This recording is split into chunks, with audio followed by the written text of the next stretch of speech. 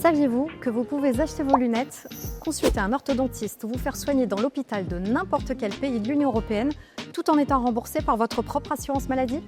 Eh bien oui, c'est possible. C'est un droit qui permet à chaque citoyen d'accéder à des soins où qu'il se trouve, sans perdre le lien avec son système national de sécurité sociale. Cette protection, c'est un pilier de la liberté de circulation des personnes au sein de l'Union. Mais ça n'a pas toujours été comme ça. Ce domaine a été réglementé il y a une trentaine d'années et ces droits ont été précisés au fil du temps par les arrêts de la Cour de justice de l'Union européenne. La Cour, ici à Luxembourg, a en effet clarifié les questions liées aux demandes d'autorisation préalable, à la prise en charge et aux conditions concrètes de remboursement. Elle a donc eu un rôle décisif pour garantir aux patients la possibilité de choisir où se faire soigner. C'est un cadre juridique clair et équilibré qui permet à tous les citoyens européens d'accéder à des soins de santé sans frontières. Ho il diritto di ottenere le cure in un altro Stato membro anche se non è un'emergenza? Es más fácil obtener un reembolso por un procedimiento médico simple que por una cirugía en el extranjero.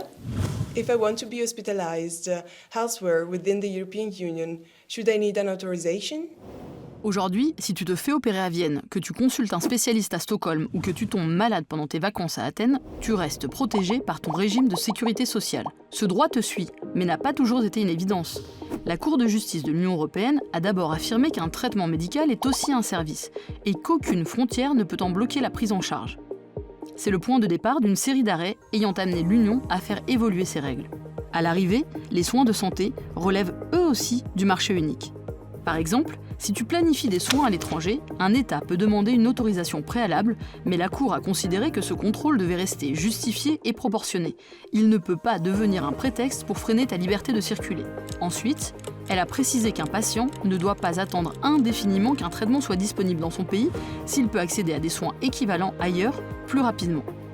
Bien entendu, les administrations peuvent vérifier de manière juste et proportionnée que le patient réside bien dans l'État qui couvre les frais. Ça garantit une solidarité partagée de manière équitable. Grâce à cette évolution progressive, liberté de circulation et droit à la santé avancent ensemble concrètement. L'objectif est simple, faire respecter le droit, protéger nos droits.